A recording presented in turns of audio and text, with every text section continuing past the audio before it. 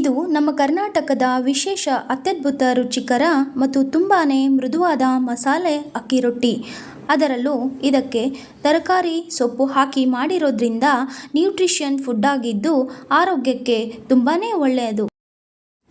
ಅಕ್ಕಿ ಹಿಟ್ಟಿಗೆ ಸೌತೆಕಾಯಿ, ಕ್ಯಾರೆಟ್ ತುರಿ, ಸಬ್ಬಸಿಗೆ ಸೊಪ್ಪು, ಕೊತ್ತಂಬರಿ ಸೊಪ್ಪು, ಕರಿಬೇವು, ಹಸಿಮೆಣಸಿನಕಾಯಿ ಪೇಸ್ಟ್, ರುಚಿಗೆ ತಕ್ಕಷ್ಟು ಉಪ್ಪು, ಜೀರಿಗೆ, ಬಿಸಿ ನೀರನ್ನು ಹಾಕಿ ಕಲಸಿ ನಂತರ ಚಿಕ್ಕದಾಗಿ ಚಾಪ್ ಮಾಡಿರ್ತಕ್ಕಂಥ ಈರುಳ್ಳಿಯನ್ನು ಹಾಕಿ ರೊಟ್ಟಿ ಹಿಟ್ಟಿನ ಹದಕ್ಕೆ ಹಿಟ್ಟನ್ನು ತಯಾರಿಸಿಕೊಳ್ಳಿ.